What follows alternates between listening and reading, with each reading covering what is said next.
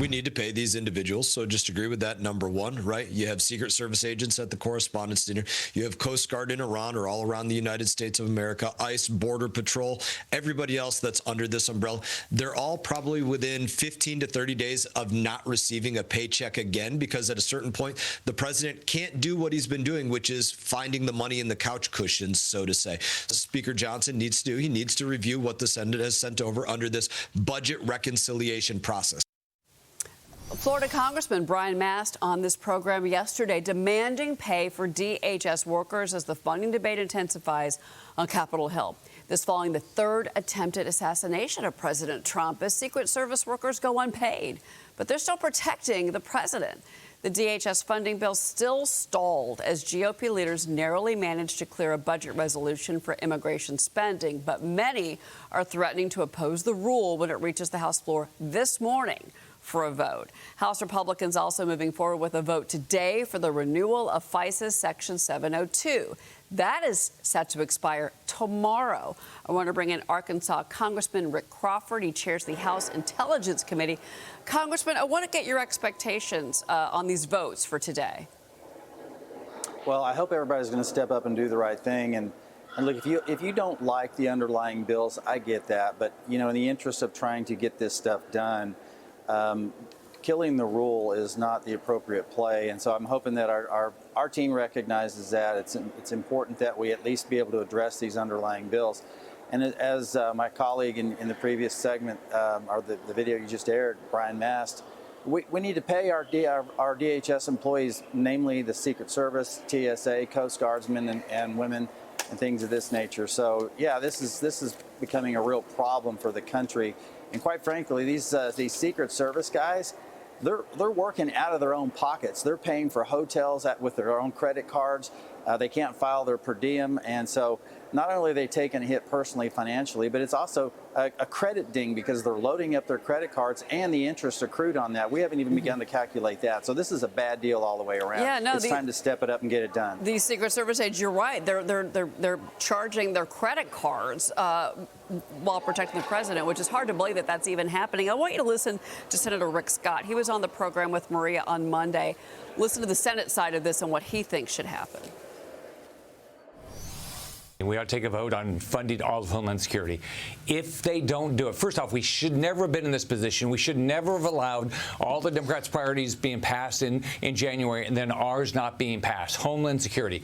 But if it doesn't pass, then we either have to have a talking filibuster and make people talk, the Democrats talk, or get rid of it, because it was never supposed to stop a budget or stop a bill. Either Democrats are going to come along or we're going to get rid of the filibuster. We have to fund government.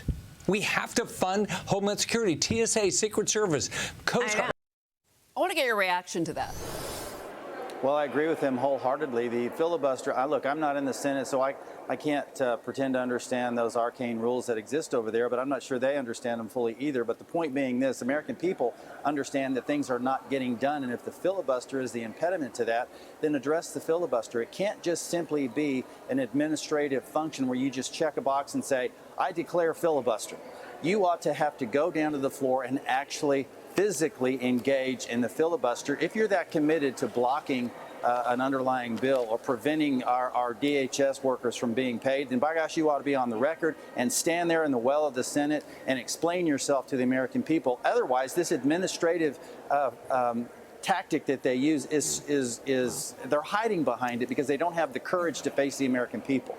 Well, President Trump wants the filibuster gone. He's made that argument repeatedly on Truth Social. I want to move on to Vermont Senator Bernie Sanders. He's expected to host an AI panel discussion on Capitol Hill tonight, along a professor from a CCP-funded Beijing University.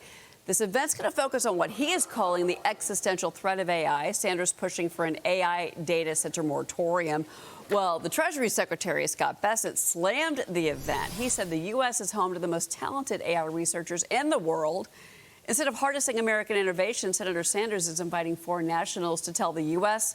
how to regulate AI. I wanted to get your take on that, Congressman. Well, Senator Sanders, America Last Senator Sanders is a guy that has a history of embracing communism, you know, visiting the Soviet Union. And I say the Soviet Union because it was Russia. It was back during the Cold War when Americans typically didn't go to the Soviet Union, but that was a vacation destination for him. He embraces Chinese communism, and all I can say is if it quacks like a duck, walks like a duck, it's a duck. Senator Sanders is a communist. How he ever got elected is beyond me, and he is a threat to national security. Well, you're on intelligence. I wanted to ask you about that. You're also on agriculture. You're co-leading this effort with your colleagues to allow SNAP participants to purchase a hot rotisserie chicken with their benefits. Because believe it or not, they can't, which I found shocking. But under the current regulations, SNAP benefits only allow for the purchase of a cold rotisserie chicken. I spoke with Agriculture Secretary Brooke Rollins yesterday about refocusing the SNAP program under President Trump's administration. Listen to what she told me. What are we doing to make sure that the president's promise to return the power to the people to drain the swamp is really happening? Under Joe Biden, the SNAP program, the food stamp program, grew by more than 40%. Within the first hour of me being sworn in last February, we sent a letter to every governor in the country saying, partner with us. Let's make sure that this program is really working for those who need it the most. And Congressman, to be clear, you introduced the Hot Rotisserie Chicken Act. I mean, how ridiculous is this? It's extremely ridiculous. In fact, the value proposition for hot rotisserie chicken, it costs $5 to $6 in virtually any grocery store, whereas you can go buy a whole uncooked chicken for about $8 to $10. Mm-hmm. How does that make sense? And then the other thing is you can buy the cold rotisserie chicken. So it's sat on the shelf for a long time. They didn't sell it, so they put it back in the cold case, and now you can come in and buy it. How does that make sense? It doesn't. And I think the real point here is let's start thinking a little more strategically. Why is it okay in some states to go and buy an energy drink or a soft drink or a candy bar with SNAP benefits, but it's not okay to buy a hot rotisserie chicken? Come on, we can do better, and we should. Agreed. I something else that she told us yesterday, and she broke the news on the program that just stunned me. In one state, they found 14,000 individuals that were getting SNAP benefits, and they were also driving luxury vehicles. 3 Bentleys, 3 Ferraris, 11 Lamborghinis, Maseratis, Porsches, Land Rovers. This is the fraud, the waste, the abuse that is happening under the SNAP program.